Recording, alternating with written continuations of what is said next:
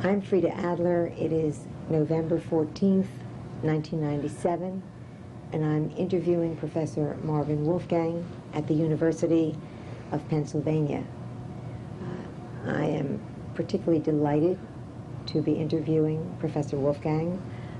We met about 45 years ago when I was an undergraduate, and Professor Wolfgang was an instructor, and then we met again when I came back to graduate school, and Dr. Wolfgang was my mentor and the person who saw me through my dissertation, the chair of my dissertation, and I'm very honored for you to meet Dr. Wolfgang. Thank you.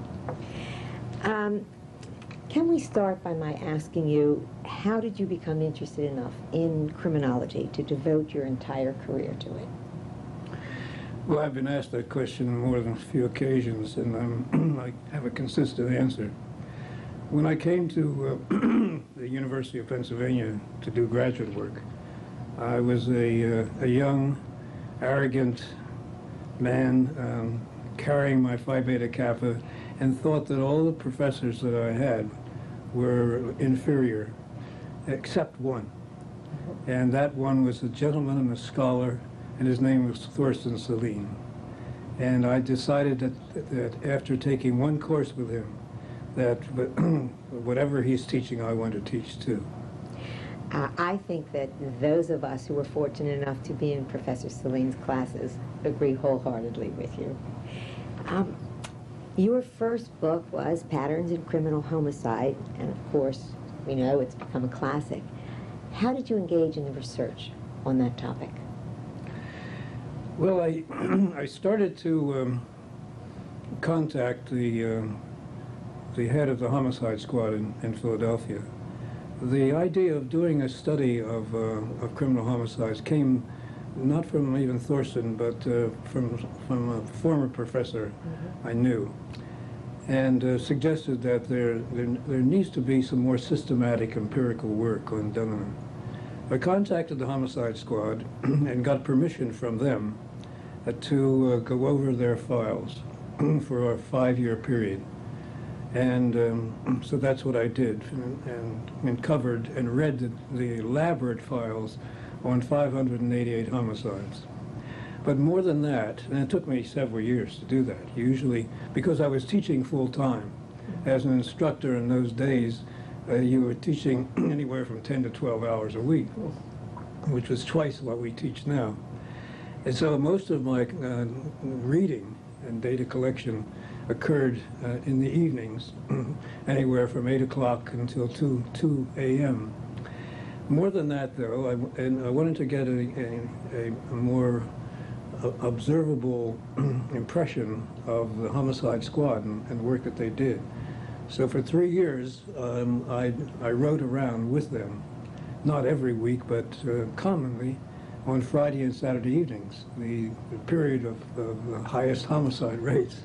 I got to know their work. I came to appreciate them very much. I respected them. They didn't function in an efficient way just because I was present, because I became part of the woodwork, and they forgot all about my being there. And so I respected the way they handled even in those days, which was early days. I didn't see one instance of police brutality. And we became, at that time, there were only 28 members of the homicide squad, and nearly double now, I think.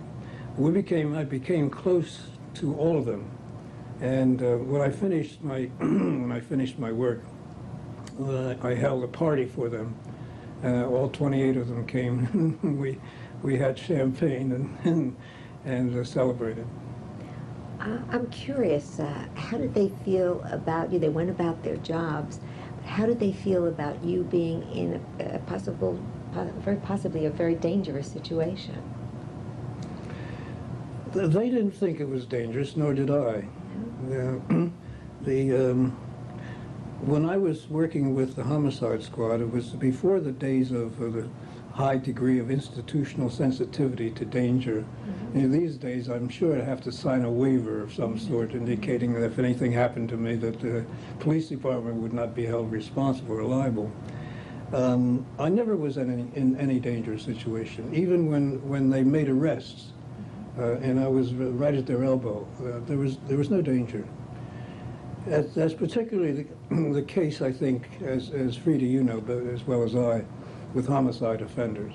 We're not talking about armed robbers or... In those days, a higher proportion of the homicide offenders were family members, and you know, getting into arguments and killing their wives and friends and neighbors. That proportion is lower now. And more than a few occasions, an offender would come into the office while I was working, going over files at midnight. And a person would come in and say, I'm giving myself up, I just killed my wife. So there's an indication that they were not a dangerous population. Yes. Although we do hear that those spousal situations can be quite volatile. Yes, I think more so now than 25, 30 years ago. Yeah. They're much more volatile. Well, you continued your work in the area of violence, and you had empirical and theoretical work in the area of violence. You talked about youth and violence, collective violence, riots, victim compensation in crimes of violence. But we come now to another classic, and that's the subculture of violence. The book that you did with our dear friend Franco Ferracuti, the medically trained psychologist. Could you tell us about the relationship and the book and how the two of you decided to get together on the project? Mm-hmm. Well, Franco Ferracuti and I had been doing some research together in Puerto Rico. He had a second home there, as a matter of fact, bought a condominium. And over a 20-year period, we were working together. We did some work on homicide in Puerto Rico. We have altogether collaborated on well, at least 3 books. It was my idea, however, and I'm going to say this immodestly, to write the subculture of violence. The patterns in criminal homicide was a quantitative descriptive study, and it was hardly any theory involved. But as I came toward the end of the book, I speculated about the high proportion of homicides within certain groups, people. And so I decided to engage in some theory.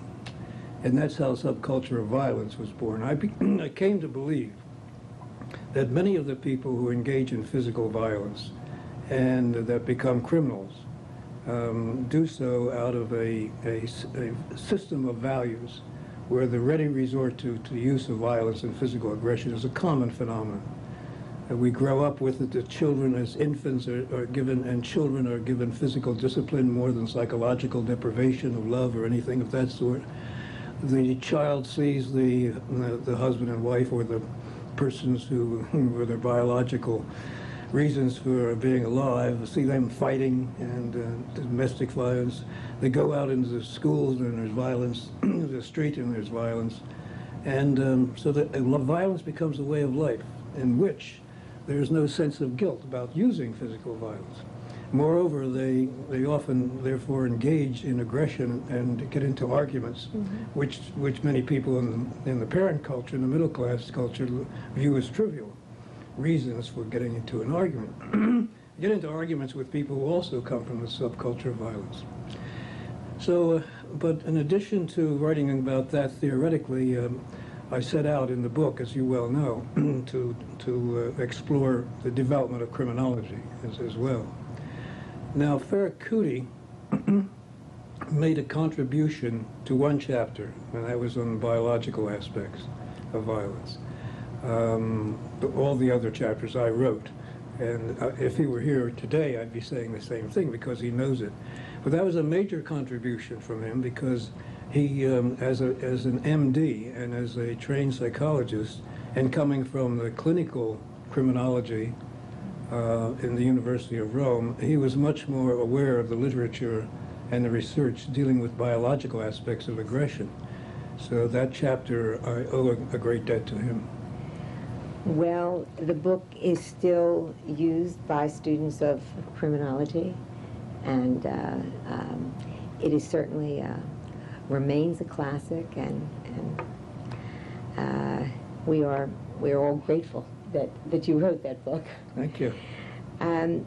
Let's turn to another of your books, and a very interesting project, I believe, on your part and on Professor Celine's part. In the 1960s, you began your work with Thorsten on constructing an index of delinquency, the Celine Wolfgang Index. It's so well explained in your book, The Measurement of Delinquency. Can you tell us a bit about how the index was developed and the original way in which it was used? Well, originally, Thorsten and I wanted to do something about criminal statistics. Thorsten Celine had been writing about criminal statistics, and even at the time, shortly after the FBI was formed and the Uniform Crime Reports was initiated. So he was deeply involved in that from the very beginning, and so he taught me. We applied to the Ford Foundation for funds, and the Ford Foundation at that time was, the criminal section was directed by Jackson Tovey, a colleague of yours. Of course. And he was interested in supporting us, but we had to get the word delinquency in somewhere. So the book is called The Measurement of Delinquency, but there's very little concern with delinquency as such. It's the measurement of crime. And Thorsten and I were both aware, and I try to tell my students the same thing, that the way the FBI now counts crimes means that every crime is given a score of 1, and they're all treated the same. Whereas, particularly in the case of robbery, the people we simply have a robbery, maybe an armed robbery, but that's about it. And yet, we all know that a person can be threatened without any injury, or he can be seriously injured. The victim can be seriously injured and sent to the hospital. A whole variety of amounts of money can be taken, from $10 to $1,000. And sometimes robbery is intimidation is with a weapon, and sometimes not. These are differences in degree of seriousness, and that's what we wanted to capture. And that's why we went to the public, first approximately 1,000 people in Philadelphia, including 300 police officers, and then later, after the publication of that, the federal government became interested in our doing a national representative sample, in which we interviewed nearly 60,000 people. Oh my! I do remember having my students add up the amount of injury, theft, and damage to get to that event score. It seems to me that the new system that the FBI has, the NIBRA system, is a kind of an offshoot of that work. That when the police officer is getting a whole lot more information now. And that is exactly what you were trying to get at the time. Well, yes, it is an offshoot, I think. But I have yet to convince the FBI to use the psychophysical scaling, as we call it, in the enumeration of to capture the varying degrees of seriousness of criminal events. They've always been receptive, and I haven't talked to the current director, Freda, about it, but they've been receptive, but they move very slowly. Yes, but at least they're starting to get more information about the event. So yeah. we've come somewhat. Let's talk about something that is kind of near and dear to me, because as a former student in the 1960s, I remember well the work of the Criminology Center, now the Celine Center, on the birth cohort study. It was really the very beginning of career criminal research. I wonder, do you realize, or did you realize then, how very significant delinquency in a birth cohort would become to criminal justice policy? No, I didn't. nor did Thorsten Selin. We at that point in my career, I shared Selin's perspective that the criminology is a scientific study of crime and criminals and society's reaction to both. And we were in academia. We were not in public policy, and nor did we think that anything we did would necessarily have any practical payoffs in the administration of justice. We were in a mode of knowledge for knowledge's sake. However, when the Delinquency in a Birth Cohort was published in 1972, shortly after that, with newspaper reports summarizing the study of 10,000 boys born in 1945, both state and federal legislators in Harrisburg and in Washington got word of it, and they asked me to testify on more than a few occasions, and they concentrated a great deal on what we call the chronic offenders. 6%. That's 6% out of the total birth cohort of 10,000 boys who were responsible for so many crimes. I mean, all but one of the homicides, 3/4 of the rapes and robberies and so forth. There were 627 boys out of 10,000 had committed over 50% of all the offenses. And with that kind of emphasis in the Senate and House Judiciary Committees in testifying, they eventually some legislation was passed, appropriations for developing criminal career programs around the country. I remember in the first instance, the money was appropriated to give to 100 jurisdictions, 100 district attorneys around the country to concentrate on in the criminal career, those who were chronic offenders, in terms of investigation and prosecution. And the district attorney here in Philadelphia at the time told me because they got funds from Washington, that the conviction rate jumped from about 65% to over 90%. And of course you followed that with the 1958 birth cohort. I'd be curious, were the crimes more serious in the 1958 cohort?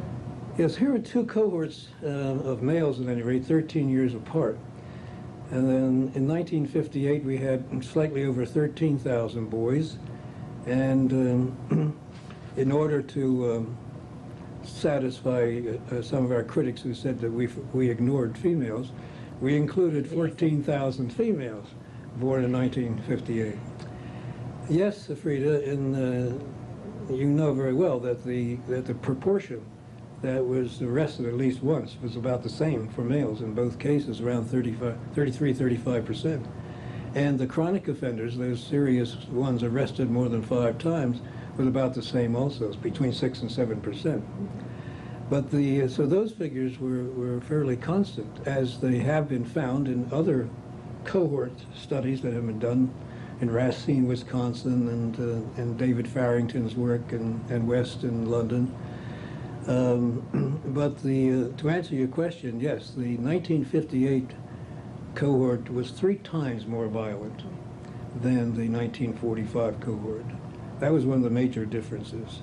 We didn't, as you know, Paul Tracy and Bob Filio and Terry Thornberry were all involved in the research center at the time. We speculated about the reasons, and we still do. That is, the 1945 birth cohort was born at a time and had their teenage years during a period of relative quiescence. Yeah, there was no social unrest. These were the Eisenhower years, and we were just moving along bountifully economically. Whereas the 1958 birth cohort, their adolescence passed through the period of a lot of social unrest, race riots, urban riots, protests against Vietnam, campus riots, and so forth. I think these things More drugs. Well, drugs, certainly. We had, in the first birth cohort, out of 10,000 arrests, As 3,500 boys were arrested 10,000 times. We had only one drug offense. Whereas in the 58 birth cohort, by the time they were in the mid-60s and late 60s, we had a couple thousand. It's interesting because there again, you are a real pioneer. Even today, there are studies going on about career criminal, and should we have longitudinal studies, and do we really need longitudinal studies? And I think you've shown that we do need longitudinal studies. I think we've learned a lot. And again, absolute pioneering work. Well, I'm glad to say that there are 3 major longitudinal studies, as you know, going on now. Our studies were retrospective, that is, we waited until the children were 18 and then looked back on their careers. And then even when we took a sample of the cohorts and interviewed them when they were 25, 26. Was that the boy to man work? That's the book called From Boy to Man, From Delinquency to Crime. Right. We were still primarily retrospective, whereas in Denver, Pittsburgh, and Rochester now, there are prospective studies. Yes, yes. And I know Terry Thornberry is handling the Rochester study, and of course, he owes a lot of what he what he learned in your career criminal studies. Your criminological interests. I mean, I've known you for many years, but when I was preparing for this discussion of ours today, I realized how many topics you've pioneered, how many, how much you taught a generation of students, and I kept saying, oh, he also did that. I didn't. All the years as your student, you were doing so many things I couldn't keep up to your work.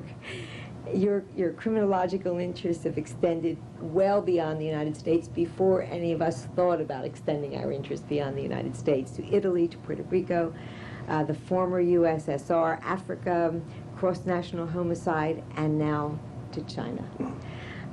Would you comment on the current interest? I'd be glad to. Before I do, let me elaborate on what you just said about the students. Yes, I was very active in research while teaching full-time. But that's because I was able to do these things because of the enthusiasm and the encouragement of my students, from students like you. I feel very privileged that I have been able to have over the years some of the most intelligent, capable graduate students that you can find in any university, anywhere in the country. And that has kept me going. My current activity has been since 1986 in the People's Republic of China. It happened because in 1986, our National Academy of Sciences and the Chinese Academy of Sciences had joint programs of exchanging professors in lectures. So I was invited by the Chinese Academy of Social Science in Beijing to come and lecture. They were my host. So I lectured in 5 different cities for about over a month, and became very fascinated with China itself. My first visit, and I, not unlike a lot of Americans, knew relatively little about China or Chinese history, but I quickly began to learn. 2 years later, there was a conference on juvenile delinquency. They called it Re-Educating Delinquents in Shanghai, and I was one of the few out of a half dozen foreigners invited to come and give a paper. When I did, I renewed my contacts with some of the Chinese colleagues. There was nobody teaching criminology yet. They were teaching criminal law, but they wanted to become involved in the scientific behavioral study of crime and criminals. And so I was honored to know that they had translated From Boy to Man from delinquency to crime into Chinese. And they wanted to do they wanted to do longitudinal study. Even though the juvenile delinquency in China, as you know, is relatively low very low compared to the United States, nonetheless, it was and still is a growing phenomenon. That's one reason they were interested. The other is they wanted to become part of the international community, just as from an economic point of view, under Deng Xiaoping, China opened up and opened up to investments from abroad and wanted to become known in the trade industry in general, internationally. So the people in concerned with criminology wanted to become known internationally. And that's why, in the last several annual meetings of the American Society of Criminology, they send delegations of a dozen people. I don't think we get a dozen from any other country. It's amazing. And so consequently, I have been involved then in advising and consulting. This is not my research, it's their research. I've helped them raise some money, both provincially and outside of China, because as you know, it's longitudinal research can become expensive.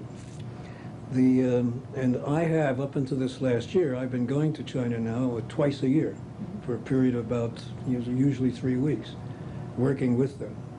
The research is at the suggestion of several professors in Beijing, is being done in Wuhan, which is the capital of Hubei province in China. Hubei province is one of the smaller ones. It has a population the size of Germany at one province. Wuhan is a city now of about 5 to 6 million, and the police records there are very good. And there's one little anecdote I'd like to tell you.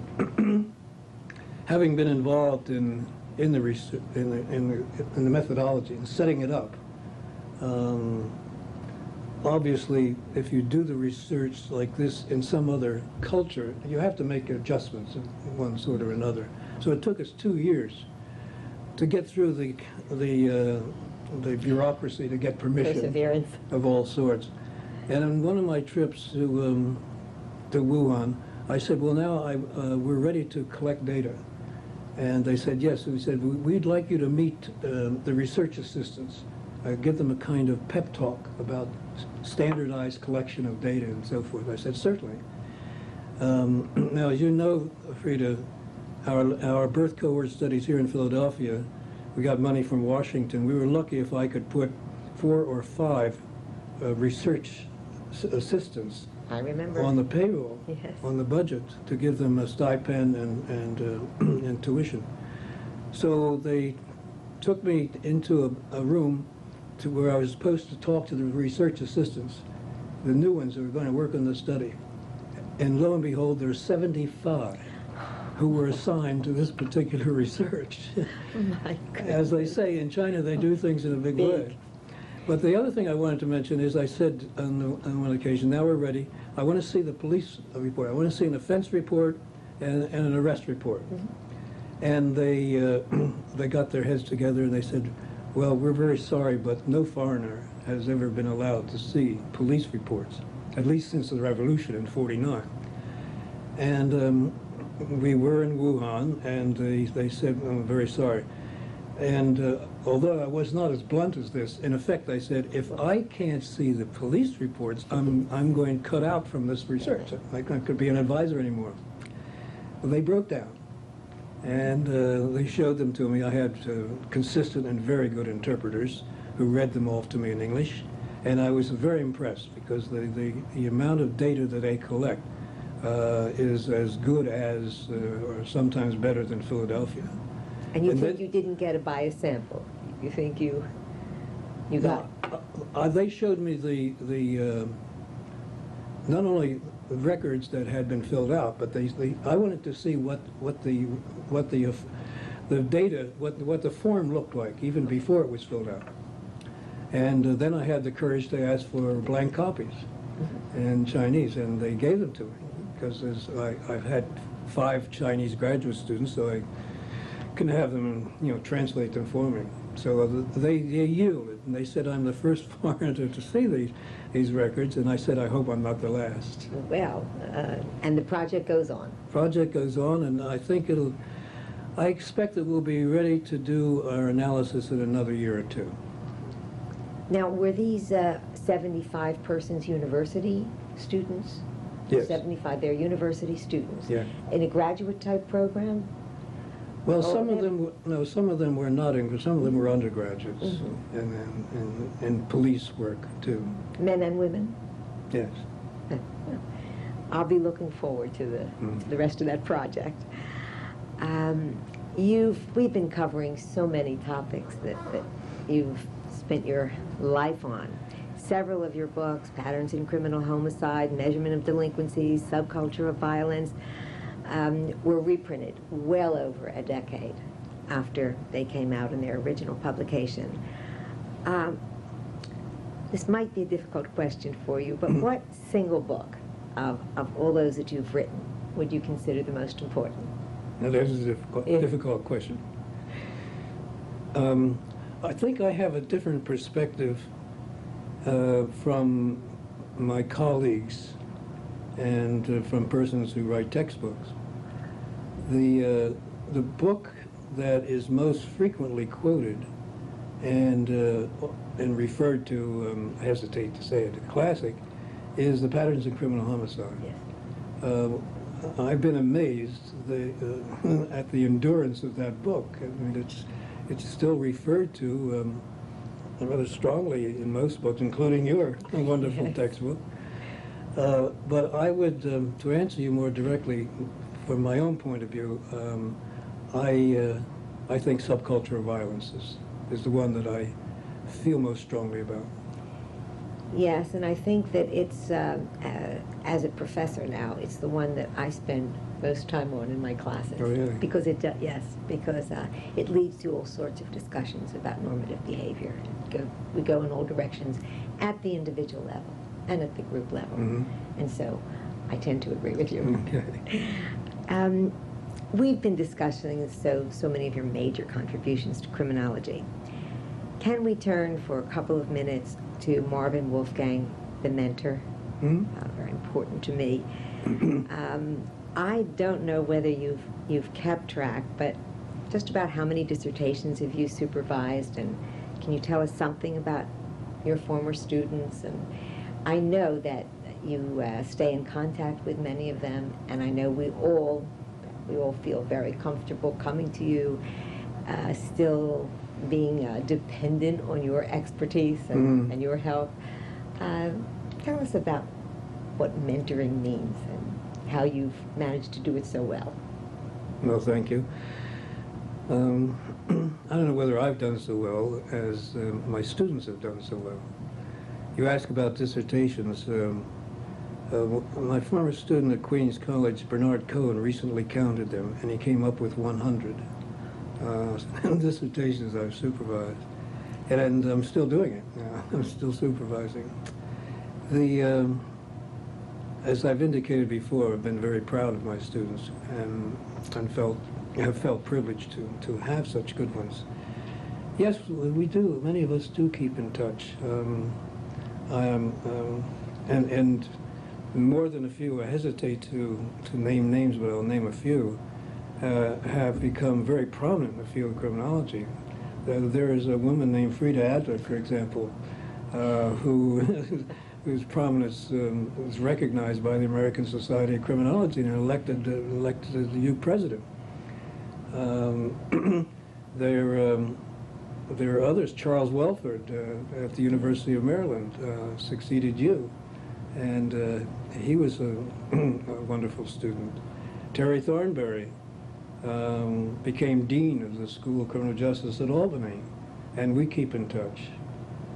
Paul Tracy is at the university in Texas, and we keep in touch by telephone, and sometimes he comes up to visit me, and we're working on proposals, research proposals together. And Bob Filio was with us for a long time, and now he's at the University of Riverside in California, and we keep in touch. There are just so many other ones. Bob Silverman is a dean it was the University of Ontario. Ontario. In Canada. It's in Mukherjee from India. After getting his PhD, he was employed in Australia and became the leading criminologist in Australia. Well, I think you created the atmosphere when we were students. We were a very close group, and then as each cohort of students came in, we kind of we accepted them and we took them under our wings, and you continue doing that because we know that at least once a year you will meet with us, and we will have our special little discussions and our dinners, and we stay in very close contact. Mm-hmm. Not just the group that just, in my case, not just my own cohort, but we meet with a generation of your students, and we all talk about how privileged we were to study at the Saline Center. That's nice. And now I feel another source of pride and interest.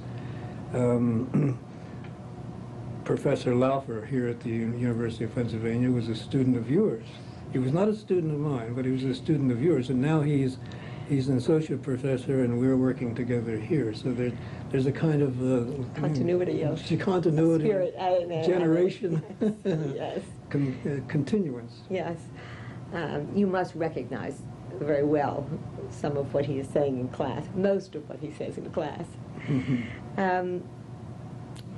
Let me ask you, how would you describe the changes that have occurred in criminology since you entered the field? If you sit back and you look at these years since you were the director of the Center for Studies in Criminology and Criminal Law, what changes have there been? Well, there have been both quantitative and qualitative changes. In quantitative terms, when I was a graduate student, when I was instructing you as an instructor, I read every criminology textbook that was published. I had them all, and any new book that in criminology came out, I immediately obtained and digested. And it was very easy to keep up with everything.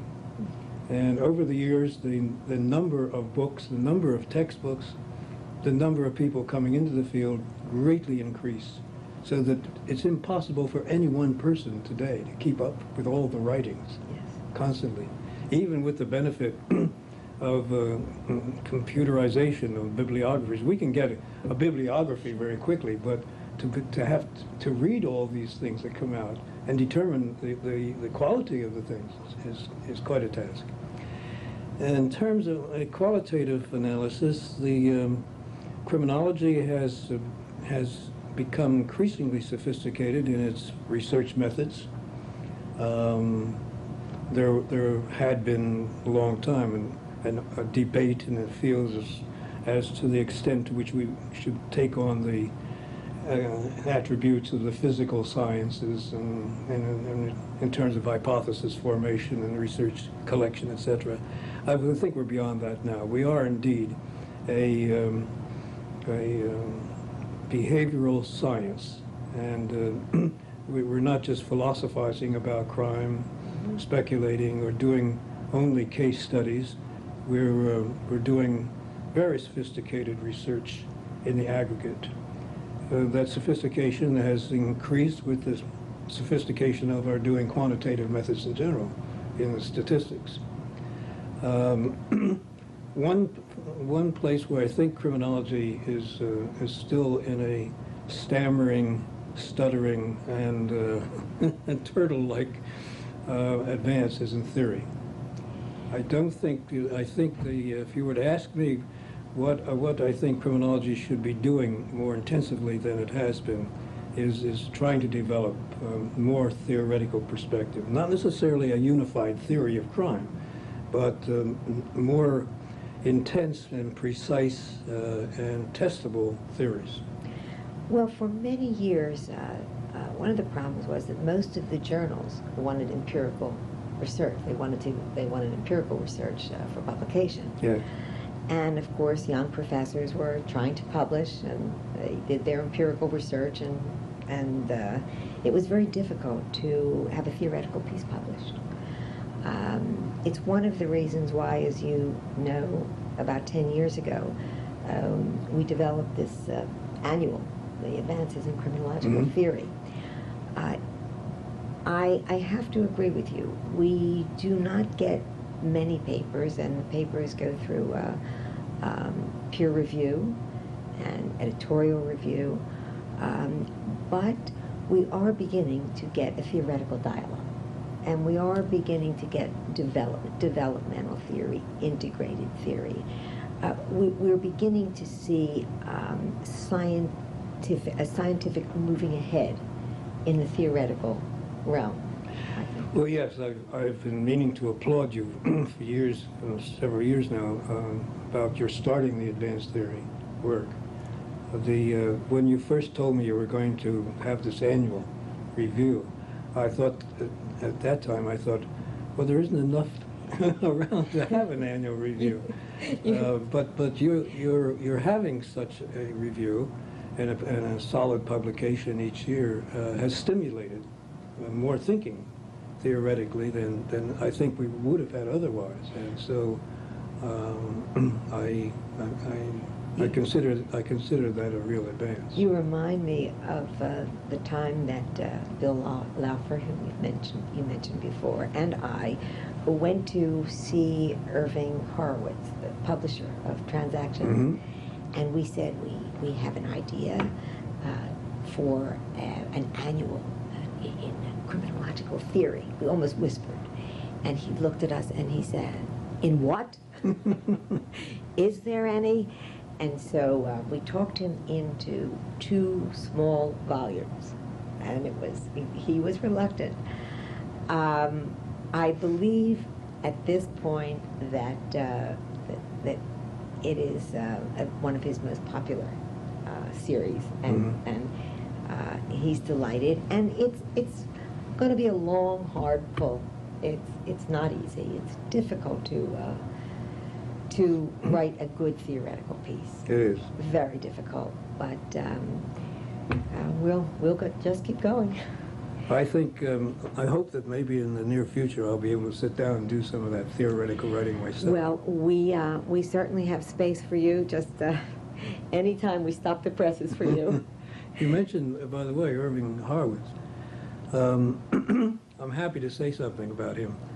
I had written a letter some time ago saying that to him and to a couple other editors that I have had a long interest in crime and punishment in Renaissance Florence, and spent a Guggenheim year there a long time ago collecting data on an old prison. And I've had published several articles. I wonder if there would be any interest in pulling them together into a small book, and I could write an introduction and he was very enthusiastic about the idea, so he's encouraging me to do that. Excellent. And be published then by his publisher. Excellent. Well, I think it will happen. It will happen. By the way, I guess I'm not letting cats out of any bags, but the next volume, I think you do know, the next volume of Advances in Criminological Theory, which is entitled The Criminology of the Criminal Law, will be dedicated to you. And I hope I haven't said anything I'm not supposed to say. That's wonderful. Can you tell us what you think the future prospects of criminology as an academic discipline are? What are the future prospects? Where are we going to go from here, shall we say? Well, I think one of the places that the criminology and criminal justice, which terms used to be considered doing different things, are now very much the same. It doesn't seem to make much difference. I think one of the places and areas they should go into more deeply is international comparisons. I've become particularly and keenly aware of making these comparisons, not just because I've spent some time in Israel and Italy and England, but primarily now because of China. It was nearly a dozen years convinces me that there's so much that we don't know, not only about China as a culture and as a literature and as a history, but in our own special fields of criminology. There's so much that we need to look at and for international comparisons. That is one area in particular that I would like to see stressed. Criminology and criminal justice programs have blossomed all over this country, as you know. We have, and the American Society of Criminology now has about over 2,000 persons who attend. When I was president, we were lucky to get 200. I remember those meetings. I remember when we didn't have a quorum for voting. Yeah, that's right. So that it has grown, and grown in ways that I've been very pleased to see. Again, I would stress that along with the international comparisons and learning more about crime, for example, in South Africa and what little we know now about Russia and organized crime, along with the development of theory. I think we're going in that direction as the world turns into a village, a global village, and it's in the true sense.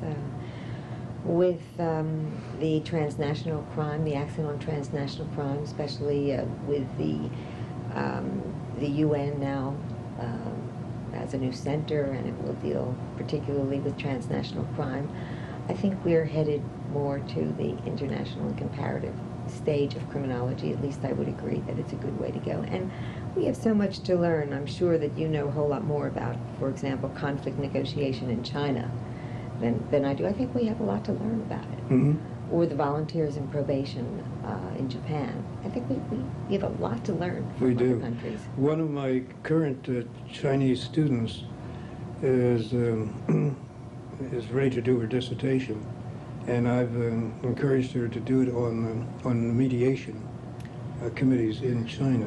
And she's from Wuhan, and she's going to be doing that. And the extent to which mediation committees that help to resolve a lot of problems between criminals and between offenders and victims saves the court a lot. You know, there's an old saying in China: when you die, don't go to hell. And when you get into trouble, don't go to court. My goodness. Well, I take it from what you've said that you feel there is a place for the criminologist in social policy making. Yes, I do. I do indeed. I think, and I encourage my current students to get involved and to think about possible dissertation topics that have very much criminal policy involved in it. This, as I indicated earlier, that's a bit of a different perspective than I had 25 years ago. Yes, I'm interested in hearing you say this because I remember when we were students that we didn't do much with social policy. Mm-hmm. Marvin, you have had so many honors. I wouldn't want to count them, including an award in your name, the Wolfgang Award for Distinguished Achievement in Criminology, and the American Society of Criminology chose to give you the Edwin Sutherland Award, and you had I believe the Hans von Hentig Award from the World Society of Victimology, and the Roscoe Pound Award, and so many awards, and so many prestigious awards. You've had so many major grants from the federal government. You have mentored, tutored so many students along the way. You've written so many major works. Dare I ask, what next? Well, on the horizon now is the analysis and writings of the birth cohort, the 1973 birth cohort in the People's Republic of China. That's my most immediate goal. The one after that, or almost simultaneously with it, is my developing this small book on crime and punishment in Renaissance Florence. I've been interested in doing little things about that for many years, and I want to see that brought to fruition, because I've had considerable interest in the history of penology. And one of my arguments there is that the prison that was opened in 1300 in Florence, Florence being in the vanguard of the Renaissance, was one of the first prisons in Western society, at least, to incarcerate people as a punishment without corporal punishment, without any other kinds of punishment, just the sheer deprivation of liberty, which antedated the Eastern State Penitentiary here in Philadelphia by about 5 centuries. So those two things are what I'm looking forward to. Well, when I think that we met 45 years ago and you were an instructor, a very busy instructor, involved in so many things, and here we are sitting, same institution, 45 years later, and you're just as busy, if not busier, than you were in those days. Just about. That's pretty exciting. It is exciting. It's wonderful, and I every time I talk to you, I feel energized, and I think of what a good future criminology has. I can tell you as a former student that we, as a student body, and there are so many of us who owe so much to you. Well, that's very kind. And we can only repay you with our mentoring the next generation of students, and with our continuing to do our research and our writing. And that is what pleases me most. I appreciate very much having been able to do this interview. It means a lot to me. Thank you very much. Thank you.